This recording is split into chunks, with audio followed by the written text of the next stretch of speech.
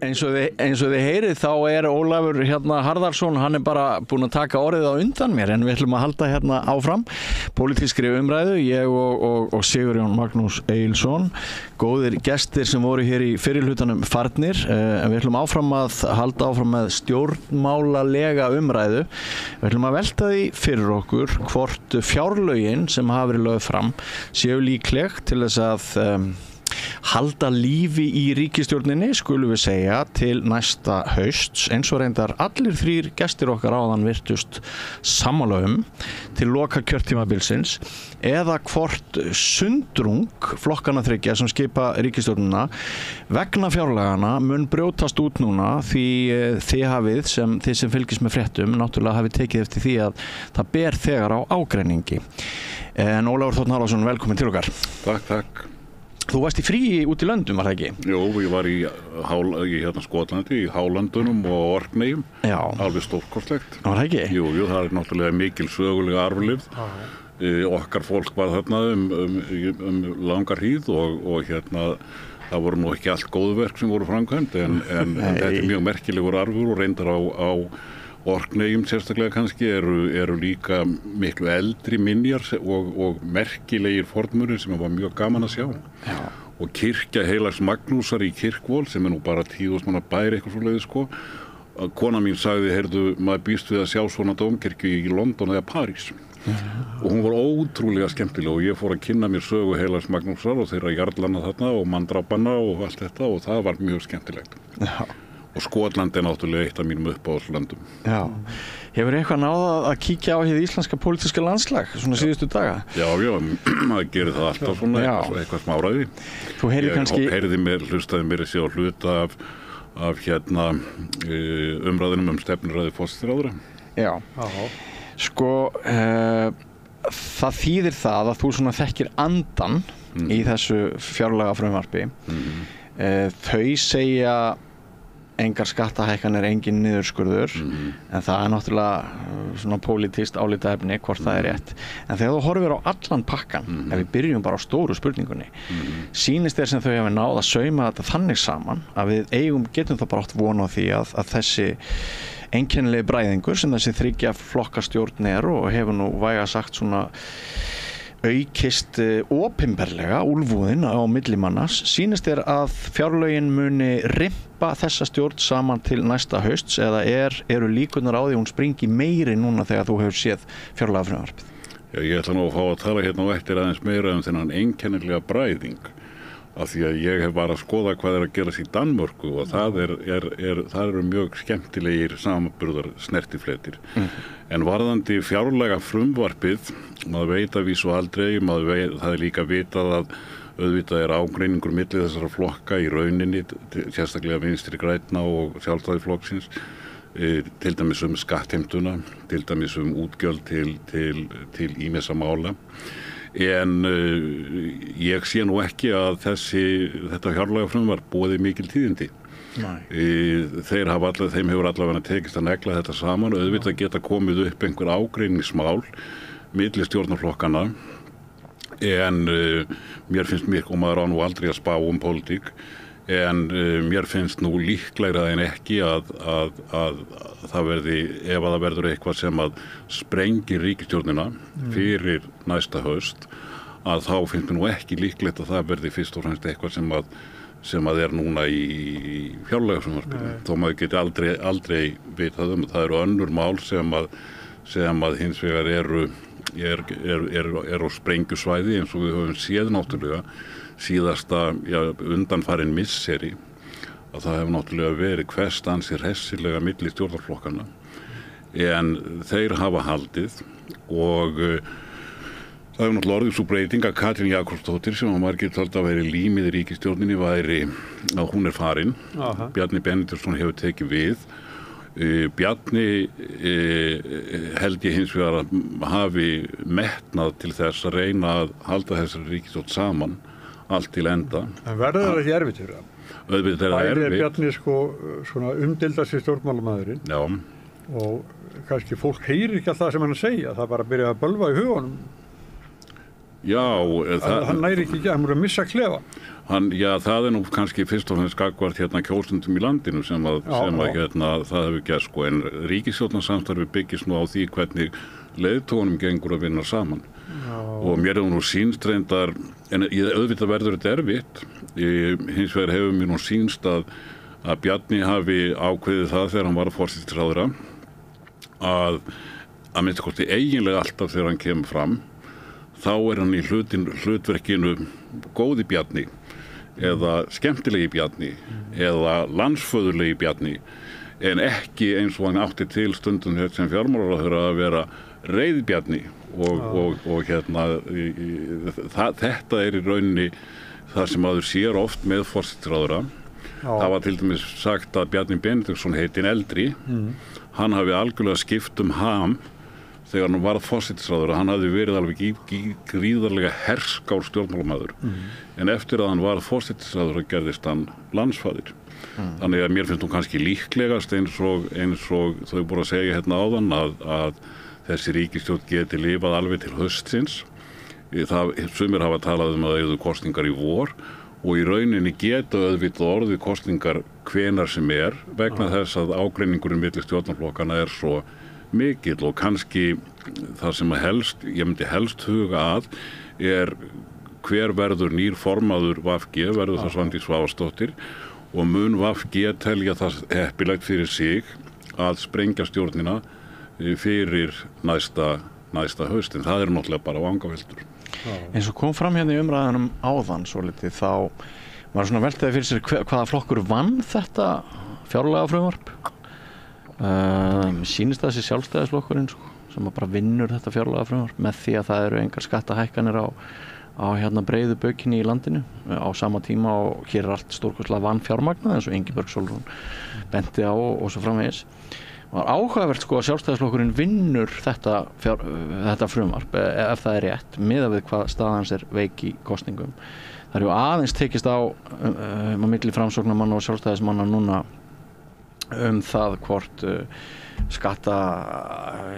hvort húsnæðislánin og séreignarsparnaðurinn hvort það að vera lokað eða opið áfram en það nú sennilega von á meiri finnst mér úlfúð til dæmis ég var að kíkja á þetta nú orðnir allmargir milljarðar sem að fara til varnarmála hjá okkur Óli og við með VG í stjórninni og við vitum að varnarmálin þetta það ekki fara í bara einhverja friðargæslusveitir, það að fara í bara kaup á vopnum sem drepa fólk og mér heyrist á Ingibjörgu Sólrúnu áðan að hún segi ekki annað en að það væru breyttir tímar og við þyrftum að huga betur á þessu. Jakob Frímann var aðeins að minnast á það líka en bara ef við ræðum þessa þætti þetta eitthvað sem að gæti ógnað stjórnarsamstarfinu meira en annað? Ég held nú að ég veit nú ekki nákvæmlega hverjir unnu þetta fjárlagafrumvarp en hins vegar veiti það að í rauninni þegar fjárlagafrumvarp unnið þá vinnur í rauninni stóru línurnar það samkvæmt samkomulag í leiðtogastjórnarflokkana ef það á að halda. Þar eru lagðar megin línur eins og til dæmis hvort það eigi að hækka skatta eða hvort það eigi að segjum stórauka útgjöld til heilbrigðismála eða hvað það nú Sjálf tæknivinnan hins vegar framkvæmd af sérfræðingum og þá skiptir í sjálfu sér ekki höfumáli hvort að fjármálaráðherrann úr Sjálfstæðisflokknum eða Framsóknarflokknum. Varðandi varnarmálin þá hefur það nú verið þannig að hér einu sinni var það þannig að forveri Vinstri grænna Alþýðubandalagið vildi ekki fara í ríkisstjórn nema það væri inni í stjórnarsáttmála ákvæði að bandaríska varnarliðið herinn færi. Þeir gerðu aldrei kröfu það að við gengjum úr NATO.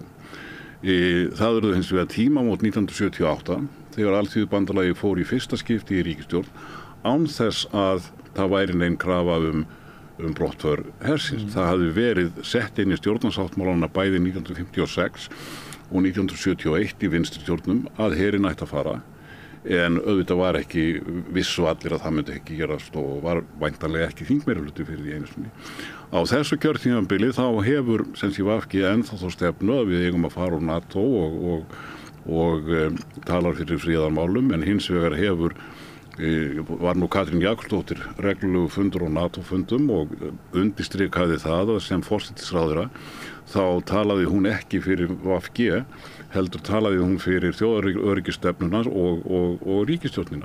Og það kæmi satt að segja frekar á óvart, þó að maður vit aldrei, ef að sem sé ágreiningur framlög til varnarmála, hvort sem þau fara til í hergögn eða eitthvað annað, það kemur óvart ef að það yrði banabiti ríkisstjórnarinnar.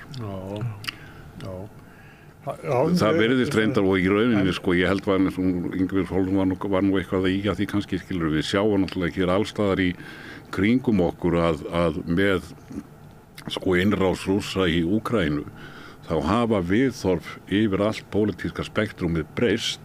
Viðhorfin til NATO hafa víðast orðið miklu jákvæðar eða við fóru Svíar og Finnar þarna inn og tónnin er annar heldur en það var fyrir 20, 30, 40 árum. Samt áhugavert að svo sem situr sem forseti á Bessastöðum, hún gagnrýndi þetta og hún fékk hlaut kjör. Hún er Halla Tómasdóttir. Já, en hún ræður engu þetta. Nei, en segir sína sögum að mjög stór hluti í íslensku þjóðarinnar er með Höllu í liði. Kaupir ekki það að við getum ekki keypt okkur endalaust hlutleysi eins og okkur tókst lengi vel að gera. Það má alveg segja það, en ég myndi nú ekki draga þá ályktun að Halla hafi nú bara fengið þriðjungatkvæðina aðalega út á þessu ummæli. Nei, alls ekki, ég vil bara benda á En það er alveg rétt, hún nefndi þetta og en eins og ég segi, hún ræður, þetta er ekki á valdsviði forseta að ákveða þetta. En þetta með kosningar, þegar þeir eru bara á landstími, það er bara fyrir að enda í þetta kjörtímabil. Væri ekki mannlegra og betra að kjósa að vori heldur en hausti? Menn hafa oft sagt það og það var alltaf sagt í gamla daga að það væri heppilega út af fjárlögunum. Hins vegar þá hef ég nú ekki verið viss að það séu endilega gild rök. Svíar og Norðmenn, þeir kjósa alltaf í september og það virðist nú ekki sérstaklega spilla fyrir fjárlögunum þar. Og þetta hefur kannski breyst líka þýleitinu og nú er komin langtíma hvað það nú heitir fjárhagsáætlun til nokkura ára. Nú þannig að og kannski ný ríkisstjórn er ekkert að gera stórkostlegar breytingar á sínu fyrsta ári. Þannig ég er ekkert viss að þessi rök haldi en þetta hefur vissulega verið nefnt og ýmsir hafa talið þetta heppilega. En þetta er sem sagt í öðrum Norðurlöndum þá er bara kosið hausti. Nei, í Noregi, ég man ekki með Finnland, kannski það sé líka þar bundið Í Danmörku hins vegar er hefðin svo eins og var í Bretlandi að forsætisráðherrann bara rífur bara þingi þegar hann telur að það sé heppilegt fyrir sína ríkisstjórn, þannig að þar geta kosningar verið hvenær sem er á árinu. Og að því við nefnum Danmörku þá kannski er rétt að ég standi hér við orð mín að ræða aðeins danska pólitík og bera hana saman við íslenska. Vegna þess að ég var nú bara að skoða þetta í morgun og Mette Frederiksen hélt ræðu á flokksþingi Kratana núna bara í gær held ég frekar en fyrradag og menn voru að segja að hún væri að leita aftur í ræturnar. Ég var nú ekki alveg klár á því í hverju það felst en líklega er það tengist það eitthvað því að hún hefur verið með að reyna að marka grötuðum sérstöðum með nýjum hugmyndum pensjónir eða ellilífeyri sem það er ekki eining í ríkisstjórninni. En ríkisstjórnin núna í Danmörku er mjög merkileg og hún minnir ýmislegt á íslensku ríkisstjórnina varðandi samsetninguna. Vegna þess að í Danmörku eru blokkir og venjulega höfum við alltaf haft minnihlutastjórn úr rauðu blokkinni eða bláu blokkinni. Það sem Mette Frederiksen gerði eftir kosningan 2022 var að búa til stjórn sem var kölluð yfir miðjuna eða breiða stjórn, þannig að hún var ekki með vinstri sósíalistunum eða radikali venstri, heldur fór hún í stjórn með venstri sem er hægri flokkur og Moderatana sem er nú eiginlega klofningsflokkur úr venstri og leiddur að Lars Løkke fyrir forsætisráðherra.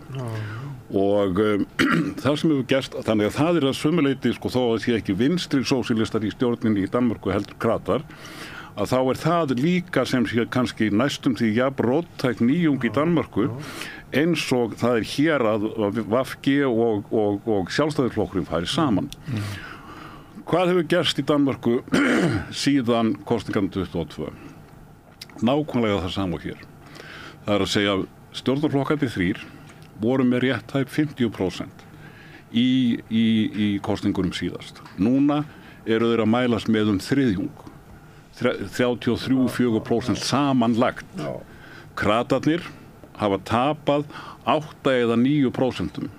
Og hvert hefur það farið? Við veitum það kannski ekki alveg, en á þessum tíma hefur systurflokkur VG, SF, Socialistic Folkeparti, bætt við sig 8 eða 9% og eru konur í 16% meðan kratarnir eru í 19%. Hvað hefur gerst á hægri vængnum?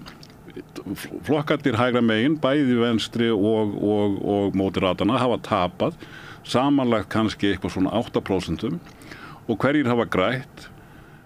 Einn flokkurinn á hægri vængnum sem heitir Liberal Alliance og í rauninni meiri nýfrjálshyggjuflokkur heldur en bæði venstri og mótiratana.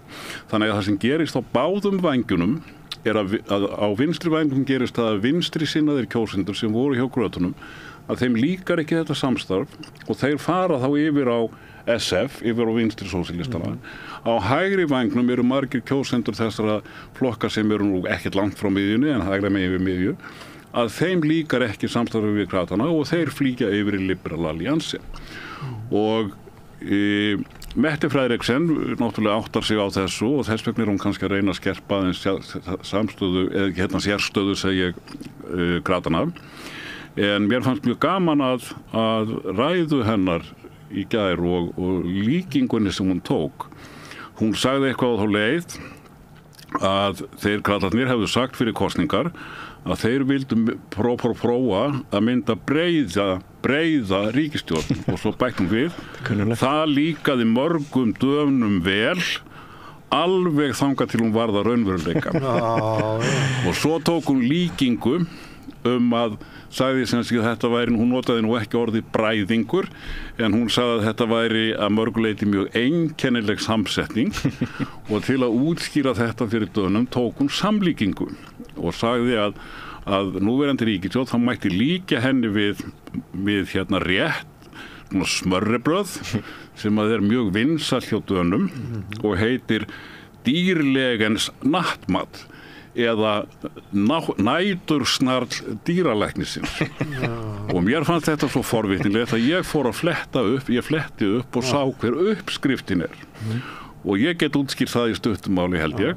þetta sem sé sneið af rúgbrauði og svo ofan á rúgbrauðið fyrst sett leverpostei eða livrarkæfa þar ofan á kemur saltkjötssneið skorinn svona eins og skinka og á það kemur pínulítið hlaupið soð sem að á að sennilega festa saltkjötssneiðina við það sem á toppnum en á toppnum eru rauðlauksringir sem að væntanlega eru þá tákn Mette Frederiksen í Danmörku og voru tákn Katrínar Jakobsdóttur hér.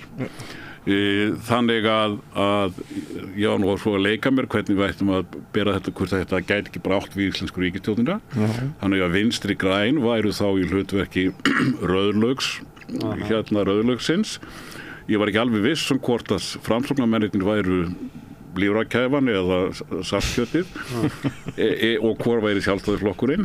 En þetta sem til líkin til að segja, í rauninni að sýna að þetta skrítileg samsetning og það náttúrulega það sem að ég held að megin lærdómurinn bæði hér og í Danmörku sá að það finnst mörgum það mjög heillandi sem sé hugmynd að reyna að sameina alla og yfir og minnka þrasið og búa til einingu þangað til að verður að veruleika já og í rauninni gallinn við þá hugmynd auðvitað að hún að ýmsu leyti mjög ólýðræðisleg vegna þess að í góðu lýðræðisríki og þar sem þú þarft að mynda samsteypustjórnir þá auðvitað venjan svo og það það sem algengast að flokkar sem eru sammála flest eða margt þeir mynda saman ríkisstjórn en ekki þeir flokkar sem að eru ósammála í grundvallaratriðum.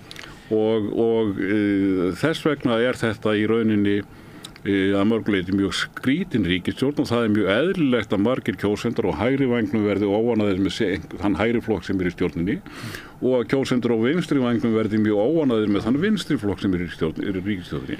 Hins vegar til að eyðileggja þessa flottu analýsu og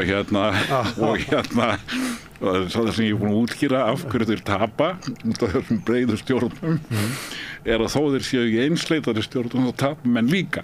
Já, en sko því almennt það þannig að það hefur verið vaxandi mæli hér í nágrannalöndunum síðustu árin að stjórnarflokkar kostnaður við að vera í ríkisstjórnum hefur verið vaxandi, þannig að þú býst alltaf frekar við því að stjórnarflokkar tapi heldur en það bæti við sig. En mér finnst skemmtilegt hvernig þú náðir þarna mögulega að ræða það tvennt sem að þér finnst skemmtilegast að ræða og skrifa mat og stjórnmál. Já, það alveg, þess vegna var ég nú svona hrifinn, ég vaknaði bara algjörlega þegar ég sá þessa grein í Alþingi.dk þessa ræðu Mette Frederiksen. Mér fannst þetta alveg frábær útlegging. En samanber fylgisfærsluna sem þú lýsir í Danmörku, það var mjög auðvelt að teikna þetta upp hér á landi. Bara nákvæmlega saman. Að frá VG hafi farið til dæmis til sósíalista, að frá Framsóknarflokknum hafi farið til Miðflokks. VG hefur nú reynda lítið farið til sósíalista því sósíalistar hafa ekkert stækkað. Þeir hafi verið að mælast á bilinu svona 4-5% sem svipóðir voru með síðast. En þeir eru allavega með þingmenn í síðustu könnunum. Já, en það bara spurningum 0,5% eða eitthvað svoleiðis. En við erum að skoða stóru línurnar að þá hefur fylgi sósíalistana lítið breyst, en þeir geta náttúrulega verið mjög ánægðir með að eiga möguleika á að komast inn. Breytir allir orðræðu fyrir þá. Algjörlega, ég myndi það skiptir sköpum. Og hins vegar að allir stjórnarflokkarnir hafa núna að tapa mjög miklu fylgi. Nú á vinstri kantinum eða vinstri og miðju þá það Framsókn og VG sem hafa tapað mjög illa. Það verðist eiginlega allt hafa farið til samfylkingarinnar. Á hægri vængnum það Sjálfstæðisflokkurinn sem hefur verið að tapa og það alveg ljóst að það fylgi, það hefur fyrst og næst farið yfir á miðflokkin. Og það ekkert skrítið út frá því sem ég var að tala áðan að það nefnilega ekki bara þannig að það nú kannski eðlilegt að flokkar sem eru sammála eitthvað séu saman í ríkisstjórnum og það betra. Heldur það líka þannig að það stundum talað andstæðinga og keppinauta í stjórnmálum. Andstæðingar eru þó þannig, eins og til dæmis VG og Sjálfstæðisflokkurinn, að þeir hafa mjög ólíka stefnu og það gerir það að verkum að í kosningum eru það eiginlega engir kjósendur sem eru að færa sig á milli þeirra. Þannig að þeir ekkert að sækjast eftir sama fylginu. Og þó að VG hafi verið núna í tæpa 8 ár í stjórn með Sjálfstæðisflokknum, að í kosningunum 2021 þá sjáum við það í kosningarannsókninni að á þessu varð engin breyting. Það var bara alveg eins og áður að það streymdi eiginlega ekkert fylgi milli VG og Sjálfstæðisflokksins. Hins vegar eru svo keppinautar og það eru venjulega flokkar sem að geta verið saman í ríkisstjórnum svona eðlilega vegna þess að þeir eru líkir margt. Og við sáum það í kosningarannsókninni síðast að það streymdi töluvert fylgi milli Miðflokks og Sjálfstæðisflokks, reynda líka milli Miðflokks og Framsóknar. En þegar við skoðum viðhorf kjósenda þessara tveggja flokka og ég vil sérstaklega draga út úr viðhorf þeirra til efnahagsmála. Við spurðum nokkur svona efnahagsmála tengd mál sem eru í rauninni dæmigerð hægri vinstri mál og þá kemur í ljós að kjósendur Miðflokksins 2021 eru álíka eða næstum því jafnlangt til hægri í viðhorfum eins og kjósendur Sjálfstæðisflokksins. Þannig að þessir tveir kjósendahópar, ef þeir eru að kjósa út frá þessu, geta þeir kosið eiginlega hvort flokkin sem þeir vilja. Meðan aftur á móti hinir flokkarnir sem eru hægra megin við miðju, Framsóknarflokkurinn og Viðreisn, að kjósendur þeirra eru eiginlega alveg við miðjuna. Langt nær miðjunni heldur en kjósendur Miðflokksins og Sjálfstæðisflokksins sem að eru langlengst til hægri. En við vorum líka að skoða aðra vídd sem að við köllum menningarás og þar vorum við með spurningar sem að tengjast í rauninni endana höfum við þar annars vegar frjálslyndir alþjóðasinnar og hins vegar þjóðræknir íhaldsmenn og þar eru spurningar eins og Evrópusambandið, eins og afstaða til samkynhneigðra. Þetta það sem stundum kallað svona kúltúr mál í útlöndum og hefur verið svona vaxandi mikilvæg vídd og á þessari vídd þá aftur á móti tölverður munur á Sjálfstæðisflokknum og Miðflokknum eða öllu heldur á viðhorfum kjósenda þessara flokka 21. Báðir eru reyndar frekar eru sem sé þeim megin það sem að þjóðleg íhaldssemi frekar heldur en frjálslynd alþjóðahyggja en á þessum ás eru kjósendur Miðflokksins miklu íhaldsamari heldur en kjósendur Sjálfstæðisflokksins.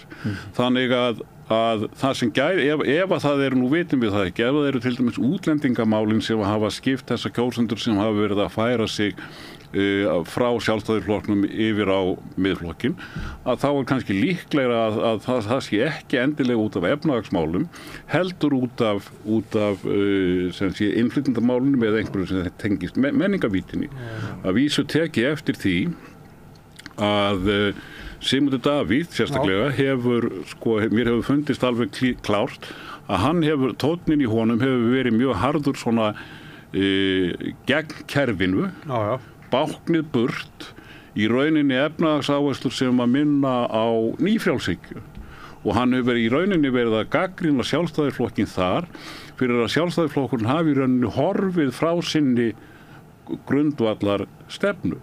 Þannig að sennilega er þetta sem sé þessi óánægja með stjórnarsamstarfi sem sé þessi sjálfstæðismenn sem að greiða atkvæði með fótunum þó að það sé nú að vísu ennþá bara í skoðanakönnunum að þeir geta sem sé það mjög skiljanlegt að þeir leiti skjóls í Miðflokknum eða Miðflokkurinn höfði til þeirra út frá þessum greiningum sem ég hef verið að greina frá hér og þetta við erum reyndar ég og félagar mínir í kosningarannsóknum því að ég heyrði hér í fyrirhluta þáttarins að þetta svona bókaauglýsingaþáttur að við erum að ganga frá til prentunar nýrri bók kosningarnar 2021 sem meðal annars allt þetta sem ég var að segja þessar greiningar kemur fram, hún á íslensku og á að vera svona tiltölulega alþýðleg þannig að sem sé að regression-módelin eru höfð í lágmarki og ég satt að segja mjög gaman að því hvernig þetta hefur komið út hjá okkur, við erum 5 sem erum að vinna þetta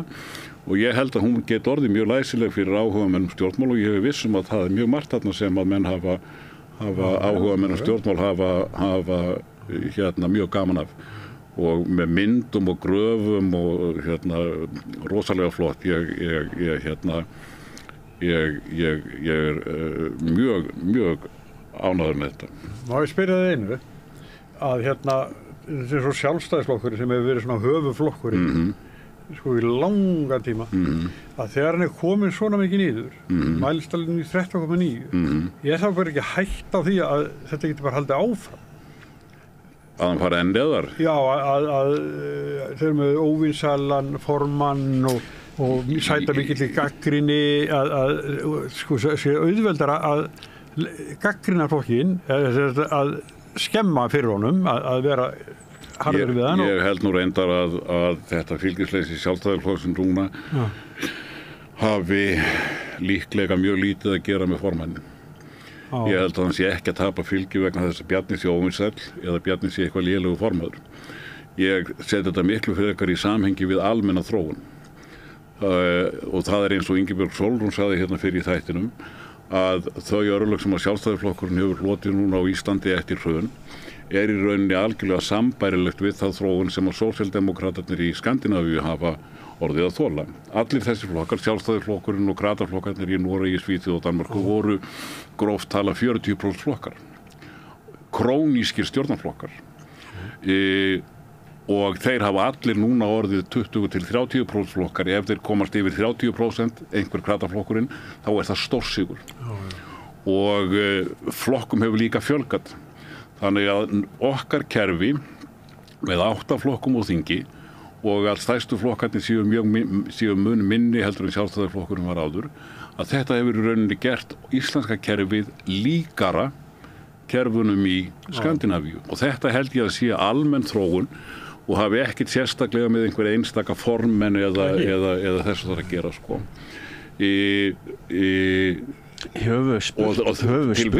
Til viðbótar þessu þá náttúrulega þarf maður að undirstrika það sem ég var að nefna áðan að það náttúrulega bara mjög sterk tilhneiging og hefur verið bæði hér og í nágrannalöndunum en hefur heldur sterkari að ríkisstjórnarflokkar, hvort sem stjórnin til hægri eða vinstri, og þeir hafa tilhneigingu til þess að tapa í kosningum. Kjósendur virðast einfaldlega að vera kröfuharðari gagnvart ríkisstjórnarflokkum heldur þeir voru áður. En höfum við spurt kjósendur að hve miklu leyti ákvarðast val þitt af því hvernig þú ráðstafar atkvæðið þínu af formanni, af viðhorfið þínu til formannsflokksins og sögu formannsins? Ég get nú glattið með því, Björn, að svari við þessu nú frekar langt. En þetta alveg Spurningin einu sérum að byrja löng. Þetta skal ég segja þér heill kafli í þessari nýju bók. Þannig að ég bara bendi mann á að lesa hana. En þar, við getum sagt að megin niðurstaðan sé sú að það að segja að vinsældir flokka eða kjörfylgiflokka ráðist fyrst og fremst af vinsældum foringjans, hún fær ekki mikla stoð inn í einum gögnum.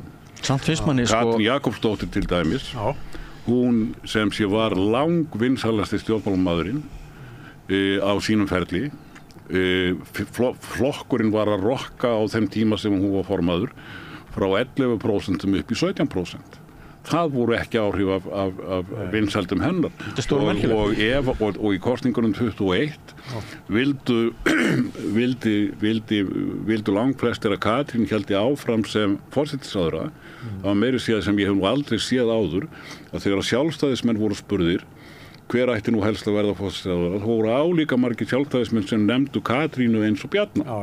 Og þegar framsóknarmenn voru spurðir þá voru álíka margir sem nefndu Katrínu eins og Bjarna. En hvað gerðist svo í kosningunum sjálfum? Eini stjórnarflokkurinn af þessum þremur sem tapaði umtalsverðu fylgi var flokkur forsætisráðherrans sem tapaði milli 4 og 5%. Sjálfstæðisflokkurinn tapaði tæplega 1 og framsóknarflokkurinn vann náttúrulega stór sigur. Og ef að það eru foringjarnir sem skaffa allt fylgi þá hefði náttúrulega, þurfum við að tala okkur upp í það að Sigurður Ingi hafi svona rosalega karisma að hann hafi bara, fólk hafi hópast að honum. En þetta flókið mál og það eru margir fletir á þessu og auðvitað sjáum við núna að Kristrún Frostadóttir fer með himinskautum og margir telja að það sé karismafylgi. Ég held að það sem að Kristrún hafi tekist vel að minnsta kosti en þá að í rauninni hins vegar að einfalda ásýnd flokksins, málefnalega ásýnd flokksins og í rauninni að koma flokknum með skipulegum og sannfærandi hætti fyrir kjósendur á framfæri. Það sé ekki sem sé einhverju persónu eiginleikar Kristrúnar, einhver útgeislun, heldur fyrst og fremst bara að henni hefði tekist að haga sínum málflutningi þannig hinga til að það höfða til margra kjósenda. Hún ekki svona afgerandi stjórnmálamaður, hún ekki svona sem að eins og Vilmundur heitinu var eða eitthvað svona hirðir fundin sem hún á að því að útgeislun svo mikil. Já, hún nú, Vimmi hafði náttúrulega útgeislun. Það mikla útgeislun og var einn af okkar merkilegustu stjórnmálmönnum fyrir og síðar fyrir minn hatt. Hins vegar dugði það nú, hann átti að vísa mikinn þátt í stórsigri Alþýðuflokksins sem fekk 22% 1978 en eftir að þessi mikli sjarmur stofnaði bandalagi jafnaðarmanna þá fekk hann nú bara 7,3% í kosningunum 1983. Það var nú jarðitur allt í kringum hann til að... Já, en ég var með honum það var í fyrsta skipti sem ég var í kosningaútvarpinu 1983, í fyrsta skipti sem ég var í svona kosninga. Og þá var stráklingurinn nýkominn á prófborðinu látin vera í útvarpsumræðu með foringjum flokkana sem sé daginn eftir kjördag. og það voru náttúrulega Geir Hallgrímsson og Sigríður Dúna fyrir Kvennalistan og Vimmi og það sem að stráklingurinn átt að segja mannum hver vann raunverulega kosningarnar en þar sem að ég man mest eftir úr þessum þætti sem var mér náttúrulega mjög gaman að vera með þessum fóringjum það sem ég man helst eftir að Sigríður Dúna sem var nú seinna kollega minn og var þá sem talsmaður Kvennalistans þær fengu 5,5% eða með ef ég man rétt og 3 þingmenn og hún ljómaði það að segja eðlilega leita á þetta sem stórsigur Vimmi hins vegar var algjörlega niður brotin því að fyrir honum voru 7,3% og 4 þingmenn algjört disaster. Hann hafði verið að gera sér vonir að verða að minnstakosti stærri heldur en alþýðuflokkurinn sem hann hafði gengið úr og þetta var skýrt dæmi það hvernig væntingarnar geta skipta eins miklu máli eins og beinharðar tölurnar sem þú ert með á borðinu. Ég hef náttúrulega örugglega sagt í þessum þætti að megin sigurvegari kosninganna væri Vilmundur Gylfason af því að það var svo Kvennalistinn vegna þess að á þessum tíma 83 var svo óvenjulegt að nýjir flokkar kæmust inn, það hafði vísu venjulega verið 50 flokkur frá 1971 á þinginu en í rauninni það að koma nýr inn og ná bara inn á þingið, það var alltaf mjög flottur árangur.